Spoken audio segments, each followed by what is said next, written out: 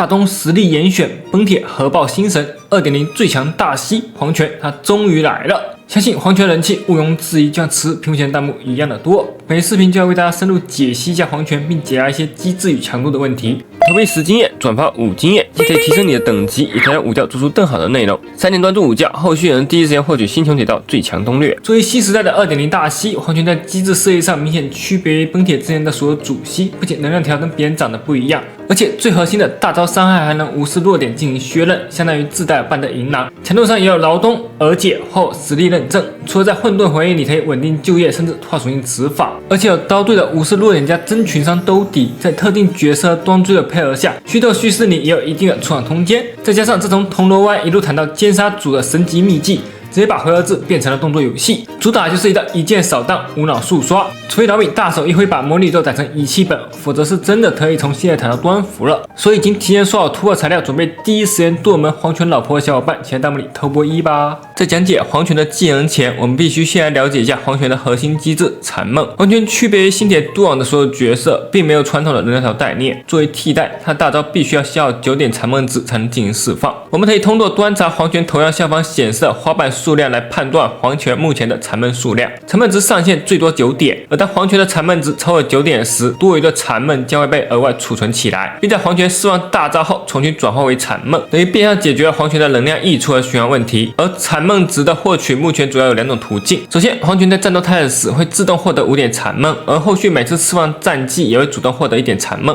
其次，任意单位的行动使敌方目标陷入负面效果，都会为黄泉回复1点残梦。包剁但不限于任意可以施加减一和斗有效果技能，一些人提供负面效果的端追，破乱时产生的特定击破效果，甚至敌方自爆产生的减防效果，都能为黄泉叠花。虽然触发方式敌我不限，但无论你是单体还是 LE， 同时剁上几何减一，一次行动也最多只斗成1点回能。而部分减一类的秘技，同样能在胎局或者转播次时帮黄泉获得残梦，并且多的秘技获取的充能还可以进行叠加。比如这里我们按顺序使用霍火、黑天鹅配合的秘技，就能在战斗态势时额外为黄泉补充3点残梦，配合黄泉胎局自带的5点残梦。这时只需要任意虚无辅助再施加一次减一，或者黄泉接发战技就能直接太大招。不做传统的能量回复手段，比如击杀、受击、紧盯住兽液以及停一霍尔大招就无法对黄泉生效。此外，黄泉每获得1点残梦，就会在对应敌人身上施加一层击针刺。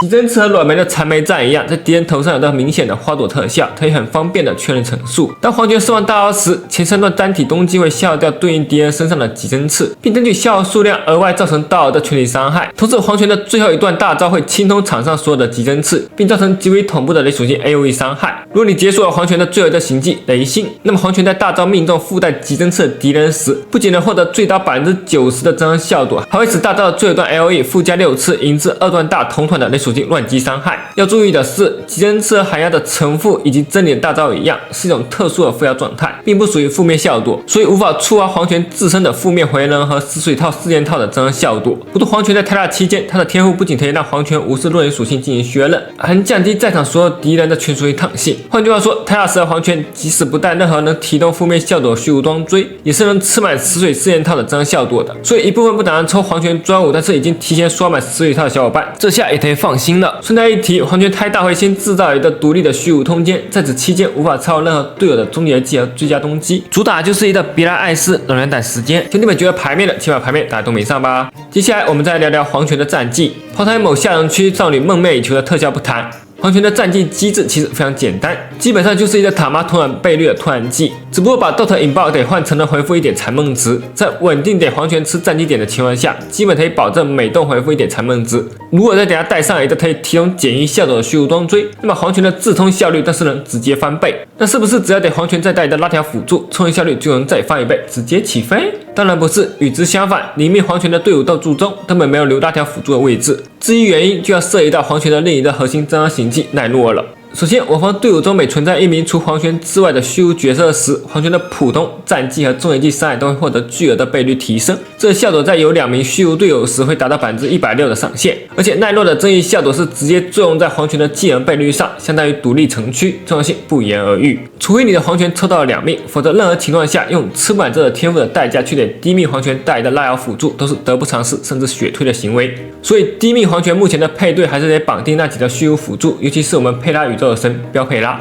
不过武将还是觉得佩拉是黄泉的最佳驾驶员这句话有失偏颇，毕竟屏幕前的你们才称得上是黄泉的最佳驾驶员，好吧？至于黄泉的秘技，那都是目前最无敌的态度和神技。首先，他的秘技在每的波次泰尔时都会额外造成一次大额的类属性伤害和无视属性的削弱效果。要注意，这个无视弱点的削刃和银狼秘技一样是独立削刃，包含在秘技本身造成的雷伤里面。也就是说，黄泉在攻击有雷弱点的敌人时，一发秘技就能弹出120点的削刃值，足足是希尔和刃野的2倍。在装备简易装追后，更是能直接触发天物的负面回能。而且黄泉的秘技每次造成伤害都会为他获得一层储备能量，并在黄泉试完大招后转化为对应数量的残梦值。也就是说，带上负面装追的黄泉一刀秘技下去，就等于每的波次白嫖2点能量。像虚道叙事这种3波式端塔，更是能全程白嫖6点能量加600%倍率的雷属性增群伤。可以说，无论任何情况，最终态度的任务都可以交给黄泉来负责。再加上前3周我们早已熟知了无需近战一路秒杀小队的能力，所以大家觉得黄泉和软梅谁还是魔宇宙最强秘技选手呢？目前来看，黄泉的输出基本全部集中在大招上面，天物负责降低敌人躺性，提到黄泉的跨属助杀能力，战技则用来稳定提供残梦层数。至于普通，可以说完全派不上用场。所以建议推荐终结技大于天物大于战技，普通可以不点。当然，我要知道真爱党肯定是毫不犹豫直接全技能拉满的，所以准备抽到黄泉后，第一时间技能全满，送老婆毕业小伙伴前弹幕里举着手吧。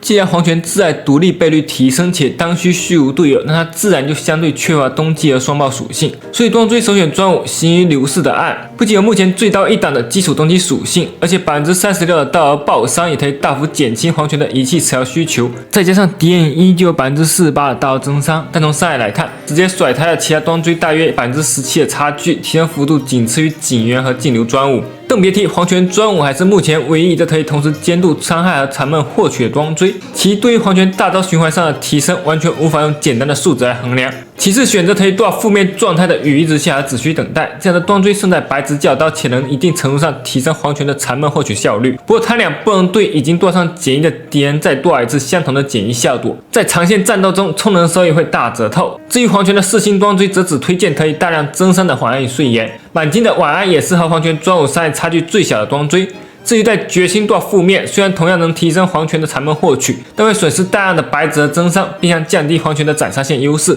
整体而言得不偿失。然后是仪器方面，万圈摄影套首选死水套，即使没有专武也能轻松吃满大招期间的争议。有吃条较好的量子套也可以直接8度来用。散弹的话，2雷、2死水和2冬季根据吃条进行搭配吉特。内圈首选2.1新内圈，初影显示与倒贴神夺。来不及刷的小伙伴可以直接用萨尔索图堕度，两者的差距甚至不到3%，所以你会得黄泉带哪套仪器呢？吃条方面可参考以下几种方案，并根据自身吃条情况微调吉特。黄泉在配对思路上比较笃定，灵命基本上就是绑定一个生存位加2的虚无辅助。生存位方面，目前无脑推荐能在宇宙市场趋势的存物角色，这装最可以让持有者每次挨打都会为黄泉独立提供一点长闷值。要知道，目前 2.0 的新敌人基本都是 LE 拉满，只要把存物角色丢中间，一回合随便都能吃到2至3次伤害。像虫王这种团刀小刀的刀术 BOSS， 更是能让黄泉一桶大汤喝到饱，残闷多到受不了。总体来看，绝大多数场合下，宇宙市场的底花收益甚至超过黄泉自己的专武。作为一个太服旧的4星装追，简直香到爆炸。不过，宇宙市场趋势的基础概率和谍影层数直接多少都低，谍影下要堆较高的效果命中，才能保证稳定触发。所以大家赶紧翻翻自己的仓库，看看都抽到了几张。而目前的宇宙市场能助力优先级上，福泉大于杰帕特大于火主。如果你没有宇宙市场趋势，那么生存位可以用加拉赫兹的解印来替代。至于虚无辅助方面，优先级上佩拉大于云南大于黑天鹅大于小对子。目前混沌回忆主流的双精英赛尔上，黄泉加佩拉银狼的组合显然是阵容上的最优解。而虚斗这种对群环境，黑天鹅套着优秀的群伤能力可以反超银狼，小对子则输在异伤叠层较慢，不太适合扫替或者领替场合。但对于没有银狼的小伙伴，依然有不错的伤害提升。